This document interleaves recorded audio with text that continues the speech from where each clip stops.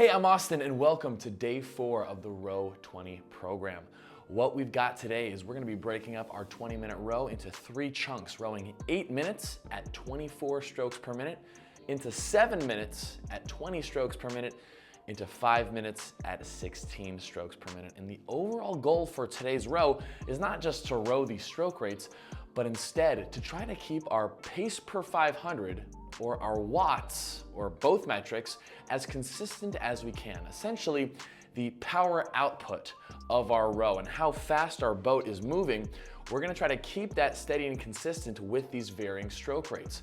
And what that's going to teach us is that it's not necessarily about the stroke rate that makes a row challenging or not, but it's the effort behind the stroke rate. And we're gonna find that at 24 strokes per minute, we don't need to put as much force per stroke because we're taking so many strokes to keep our pace per 500 or watts consistent, compared to trying to match that boat speed, that pace at 16 strokes per minute, where it's gonna take a lot more force per stroke to make up for the fewer number of strokes that are taken. So basically playing around and learning about force production in our rowing stroke and how that interplays with our stroke rate to achieve different pace per 500 or watts outcomes. That might have sounded like a lot, but it's gonna make a lot more sense once we get going. My biggest tip is to start off a little conservatively, because whatever you start off at 24 strokes per minute is gonna become much more challenging to maintain that when we go to 16 strokes per minute. So start off light and conservative with your effort.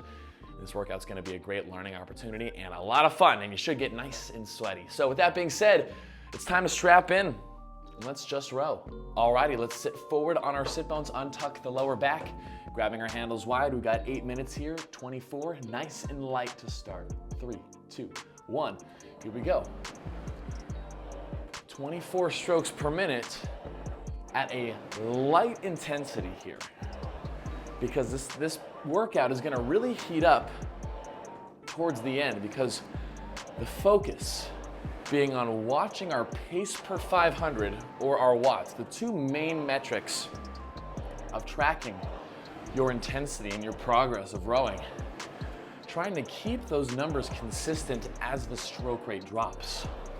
It's important to understand that your watts and your pace per 500, those metrics are a combination of your stroke rate and your force per stroke, how much effort and drive you give into the stroke. So if each of those metrics is a combination of rate, which is how many strokes you're taking per minute, and your force per stroke, we can start to calculate and see how if the stroke rate is higher, then we need less force per stroke to keep the pace the same, compared to when the stroke rate is lower, it's less strokes, so more force per stroke in order to keep the same pace, keep the same watts.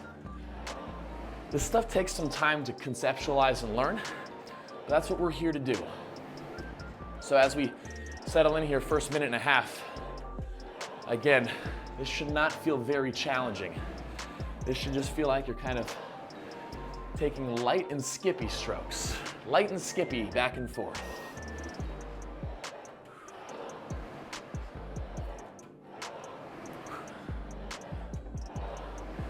And just getting in some nice aerobic cardio here. But take a look here, now as we approach the 2-minute mark, take a peek here at where your watts are sitting, or your pace per 500. What are some good watts to go for here? Or what's a good pace per 500? Aha, trick question. There's no such thing. That's like telling someone how fast to go run. Like, you can't do that. What if grandma's rowing? What if an Olympian's rowing, right? It's gonna be different for everyone. So there's no such thing as a good or a bad pace per 500. It's just what works for you. So again, the parameters are, we're keeping our 24 stroke rate, so we're jumping back together, come up and jump. We're jumping back together, and we're trying to keep the effort fairly light. So just a small push back each stroke. Legs, swing, pull. Trying to think about our technique that we've been working on. in the previous workouts. Might not be perfect, but that's okay. So take a peek at your watts and where they're sitting and where your pace per 500 is sitting if you're choosing to look at that instead. And now I just want you to try to hold that number consistent. Just hold it nice and steady. One thing that we'll soon learn on the rower is that I think a reason why a lot of people don't like the rower compared to like a treadmill. On a treadmill, you can just press the speed button and then all you have to do is not fly off. So you can flop around on the treadmill. You could run with bad form, but as long as you don't fly off, well, you're going that speed. But in rowing, we make the speed. Your speed is the pace per 500. Your speed is the power you're generating, the watts you're generating each stroke. And so every stroke, we have to try to keep it as consistent as we possibly can, which is extremely challenging to do. And so every stroke, you're more likely than not gonna have to make micro adjustments to your force or your rhythm to keep your pace as consistent as you can. So if you're noticing here that your watts are slightly fluctuating every stroke, or your pace per 500 is fluctuating slightly every stroke, that just goes to show that we're not keeping the consistent effort each stroke. But there's so many things that factor into consistent effort and force, including technique. So even the Olympians have to work on it. Even the Olympians are making micro adjustments every stroke to try to keep things consistent. And if they have to do it, then we have to do it too, and that's okay. Because every stroke we take on the rower is a learning process. Trust that every stroke you take, as long as you take it with intention and with purpose, that you are getting better. You are learning, you are improving. And you're getting fitter, trimmer, more athletic.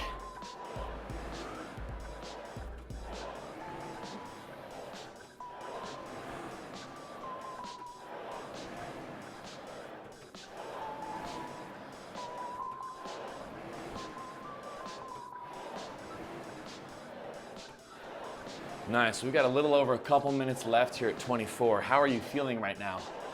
Check in. You should not be feeling super tired at all. You should not be feeling tired.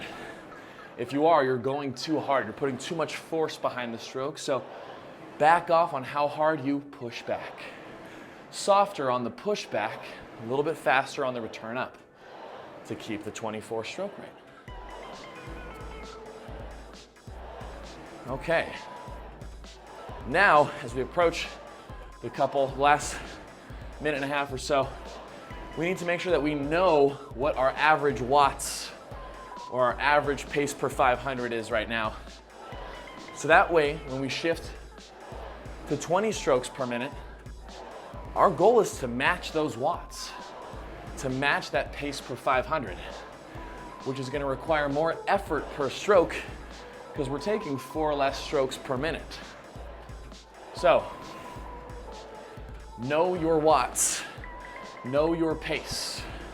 See that, own that, and let's hold this steady here for a little over a minute before we shift to 20. Keep it nice and long with lots of forward lean, lots of swing back, lots of forward lean, lots of swing.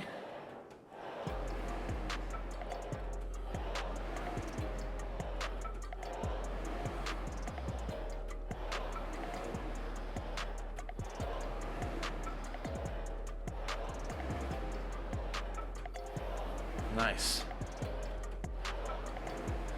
Again, that light and skippy feel. But I'm calling you out right now. What are your average watts?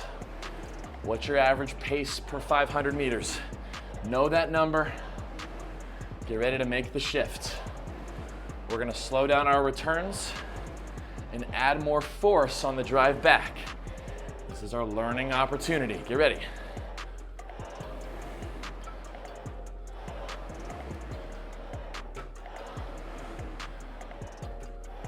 All right, slower on the return on this one. Slower on the return, harder on the force. Slower return, harder force. Good. Nice. Now, try to match your watts that you were just rowing at, your pace per 500 meter that you were just rowing at. You'll hear it audibly in your machine, louder strokes, because you have to apply more force to keep the same output. Now, you might find that you can't hold exactly the same pace as you were doing at 24 if you started too hard. That's okay. Do the best you can. Get as close to matching as you can. Nice.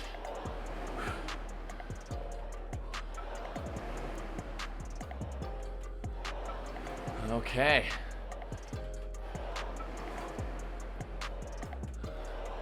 So keep your controlled rhythm on the return, arms over the knees before the knees bend. Drive, swing, pull. Get in there, drive, swing, pull. So we can hear it more, but we can feel it more as well. I'm sure you're able to feel your quads, your legs, your back, your arms working just a little bit harder to make up for the fact that we're not taking as many strokes. Now we have to remember, what is a pace per 500 anyway? What does that even mean? That's telling you at your current intensity level how fast your boat would complete 500 meters. Just like how if you wear a fitness watch and you go running outside, your watch tells you your pace per mile. You run faster, the pace gets faster, but the number goes lower. It's the same thing here on the rower, except instead of a pace per mile, pace per 500 meters, because rowing uses meters and not miles. So if you can imagine your boat, you right now, physically on the water rowing, on a lake, down a channel of the river, think about your oars and the water and your boat moving through the water. Think about it, at 24 strokes per minute, we're basically stroking our oars more times, which means that we don't have to have as much force in the water with the oar. Compared to now at 20 strokes per minute, we're taking fewer strokes. So how do we keep our boat moving down the river at the same speed? Think if you were rowing next to you, who was rowing at 24 strokes per minute. Well, if we're stuck at 20, we have to push through the water harder. And that's what rowing machines do. They mimic rowing on water. So think about every time you drive your legs back, it's your oars pushing through the water, sending your boat down the river. That's the idea. So with more force in the water, we're able to propel our boat faster.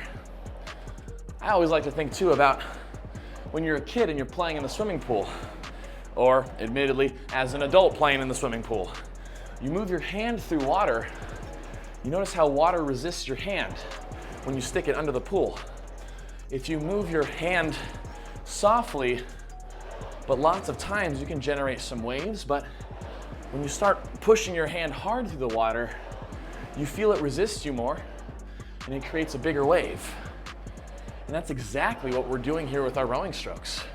Our leg drive, our swing, our pull, that's our whole body moving through the water rather than just our hand.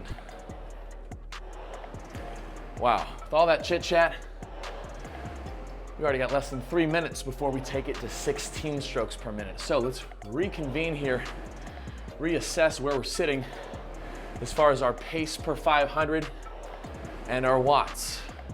Are you floating around or matching as close as you can to where you were at 24? If you're not even close, you just had the beginner's mistake of going way too hard at the start of the workout. That's okay. All we can do is move forward and readjust. So see where you're at now. And now taking this pace per 500 or watts average that you're at now, when we shift to 16 strokes per minute, In about 2 minutes, we want to try to match this watts output, match that pace per 500 output. So for these last 2 minutes, let's really lock this in. If I was to call you out by name, and I said, what's your watts goal? Or what's your pace per 500 goal? You should be able to tell me right away. And if you don't know what that is, focus in, watch your monitor. Look at those metrics. You're only going to be successful with rowing when you care about your metrics and you're being intentional with your workouts. A lot of the workouts in the ROW-20 program are going to be very unconventional, but they're intentionally unconventional to help us learn and grow our understanding of our bodies and of rowing. So every stroke, every workout, every second, bringing intention to what you're doing takes the quality up so much more. All right, we've got less than a minute here before shifting from 20 to 16 strokes per minute. Final lockdown of your watts / pace per 500.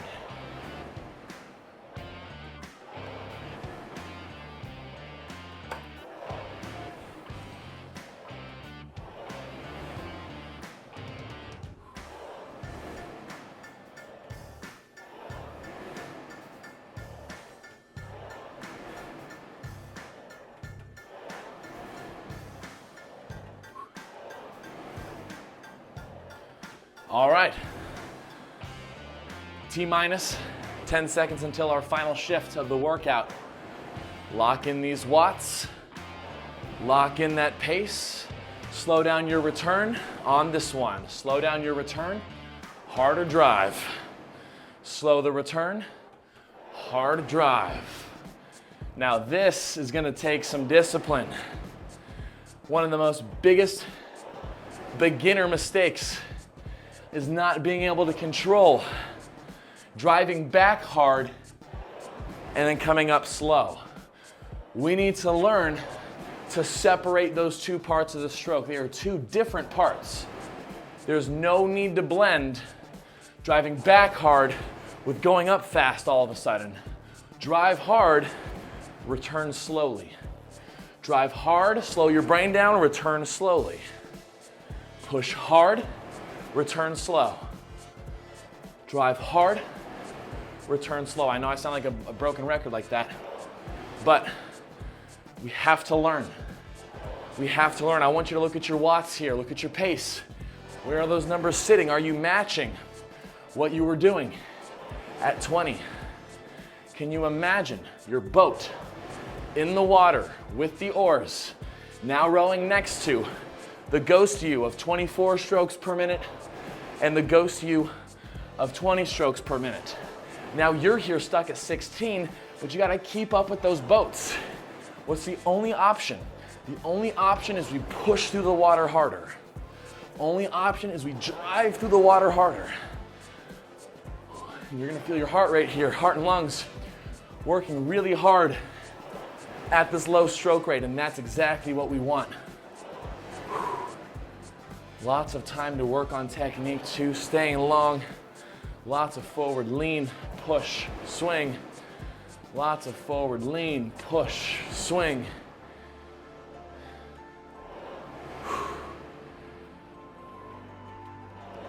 Nice work, grinding it out. It's almost to the point where it feels like weightlifting, where each stroke feels so heavy. And again, why does the stroke feel heavier when we drive back harder?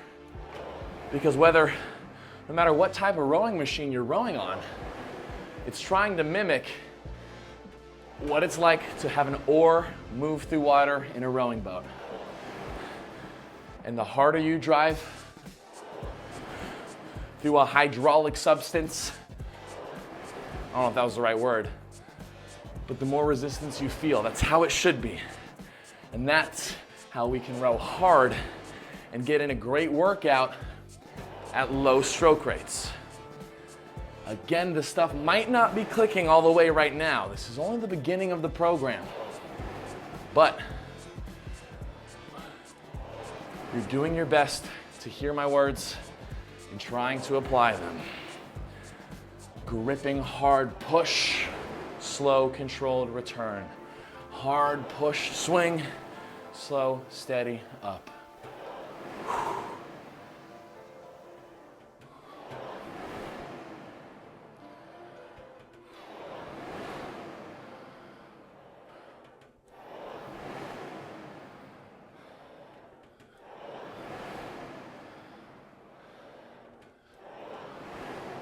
Nice work. We have less than 90 seconds here. If you've got a lot of energy in the tank and you want to pour out some more, you can try to beat your pace per 500 or your watts right here. So you can drive back even harder. But just remember to come up slow and steady with me. Meet me, jump. Come up with me, meet me, jump. Nice. Last minute. This is our final 16 strokes. You can even count them if you want.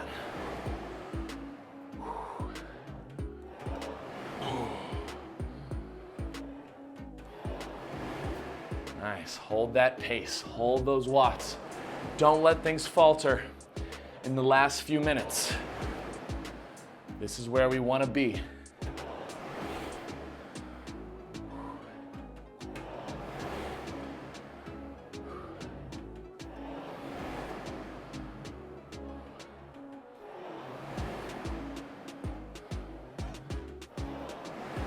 Nice. Maintain your length.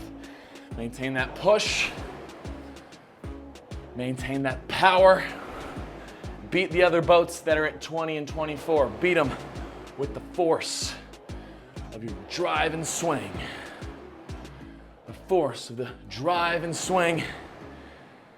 And that's time. Light and easy. There we go. There we go. Now, how did things play out for you? Hopefully things went okay as far as being able to maintain fairly close to the previous stroke rates, pace per 500 or watts. At the end of the day, what's most important is that the concept clicked in a little bit. That it's not just about the stroke rate, but our pace and our intensity is a combination of stroke rate and force per stroke. And hopefully you're able to feel that today and the differences between stroke rates and forces. So well done. Great day of learning. Hope you're feeling sweaty. Hope you're feeling proud of yourself. And that's going to do it. I'll see you for the next workout.